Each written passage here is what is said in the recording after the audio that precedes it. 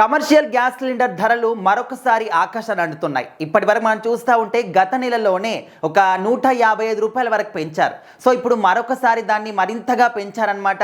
మరి వాణిజ్య సిలిండర్లు ఎవరైతే వాడుతున్నారో వాళ్ళందరి తలపైన అధిక భారం మోపుతున్నారు. సో మరి మనందరికీ తెలుసు, పశ్చిమాసియా అంటే ప్రపంచం మీద యుద్ధాలు జరుగుతున్నటువంటి ఈ సమయంలో గ్యాస్ అనేది చాలా షార్టేజ్ అవుతుంది. చమురు విషయంలో ఇలాంటి షార్టేజ్ లేకపోయినప్పటికీ కూడా గ్యాస్ విషయంలో మాత్రం చాలా ఇబ్బందులు ఫేస్ చేస్తూ ఉన్నాం. మరీ ముఖ్యంగా మనం ఇళ్లలో ఏదైతే వాడుకుంటామో ఆ సిలిండర్లకు మాత్రం ఎలాంటి కొదవ లేదు. అండ్ రేట్ల విషయంలో కూడా నార్మల్ ధరలకే ఆ సిలిండర్స్ అందరికీ కూడా అందిస్తూ ఉన్నారు. కాకపోతే హోటల్స్లో కానీ వాణిజ్యపరంగా అంటే కమర్షియల్ సిలిండర్స్ ఏవైతే ఉన్నాయో సో వాటన్నిటి మీద మాత్రం చాలా అధికంగా ధరలు అనేవి పెంచుతూ ఉన్నారనమాట. సో ప్రజెంట్ ఒక్క కమర్షియల్ సిలిండర్ ధర వచ్చేసి 2300 నుంచి 2500 వరకు అయితే చాలామంది బయట సేల్ చేస్తూ ఉన్నారు.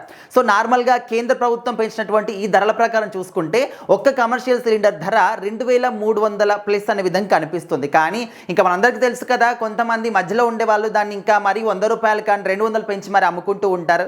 సో ప్రజెంట్ ఇప్పుడు మనము సొసైటీలో మార్కెట్లో చూస్తూ ఉంటే ఒక్క కమర్షియల్ సిలిండర్ ధర 2500కు పైగానే ఇంకా అమ్ముతూ ఉన్నారు మధ్యలో ఉండేవాళ్ళు. సో మరి ఇదే వాళ్ళకు అదునుగా చేసుకొని అంటే నార్మల్గా కేంద్రం సైడ్ నుంచి ఏవైతే ధరలు వచ్చాయో కంపెనీ సైడ్ నుంచి కూడా అవే ధరలు ఇవ్వాలి. కాకపోతే ఇంకా ఇదే మాకు దొరికింది అనువు అని చెప్పేసి అండ్ బయట వాళ్ళు ఎవరైనా కస్టమర్స్ తీసుకున్న వాళ్ళు అడిగినా కూడా బయట ఎక్కడ కూడా దొరకట్లేదు, తీసుకుంటే తీసుకోండి లేకపోతే లేదనే విధంగా కూడా వాళ్ళు ఆ విధంగా సమాధానం చెప్తూ ఉంటారు. ఎందుకంటే ఇంకా ప్రజెంట్ వాళ్ళ హవా నడుస్తుంది అని ఒక మైకంలో వాళ్ళు ఉన్నారనమాట. సో ఏదేమైనప్పటికీ కూడా ఈ గ్యాస్ యొక్క షార్టేజ్ అనేది నిజంగా చాలా మందికి కూడా ఎంతో ఇబ్బందికరంగా మారిపోయింది.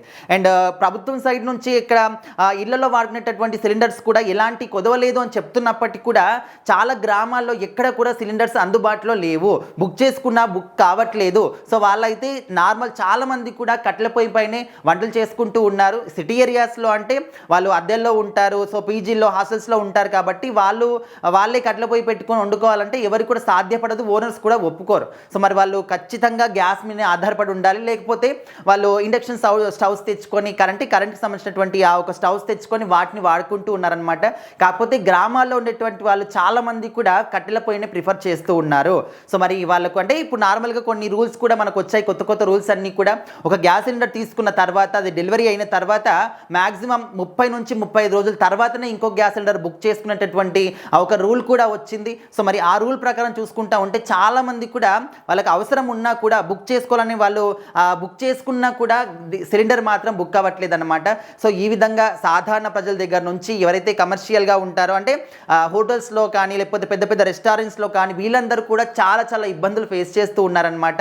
అంటే గవర్నమెంట్ కొన్ని ఏవైతే డీలర్స్ ఉంటారో వాళ్ళకు కూడా రూల్స్ పెడితే బాగుంటుంది. కస్టమర్స్కి రూల్స్ పెట్టారు, మంత్లీ ఒకటే తీసుకోవాలి, మళ్ళీ బుక్ చేస్తే అది కట్ అవుతుంది అని చెప్పేసి అండ్ ఇయర్లీ 12 సిలిండర్సే అని చెప్పేసి ఈ విధంగా రూల్ పెట్టారు. ఓకే, కానీ మధ్యలో ఎవరైతే వాళ్ళు అమ్ముతారో సో వాళ్ళకి కూడా ఖచ్చితంగా కొన్ని రూల్స్ పెడితే బాగుంటుంది. ఎందుకంటే వాళ్ళు ఇష్టారీతిన వాళ్ళకి ఇష్టం వచ్చినంత ధరలకైతే అమ్ముకుంటూ ఉన్నారు. సో మరి కేంద్రం ప్రభుత్వం ప్రకారం అయితే ఒక్క కమర్షియల్ సిలిండర్ ధర 2300 ఉంటే వాళ్ళు 2500 600 కూడా అమ్ముకుంటూ ఉన్నారు.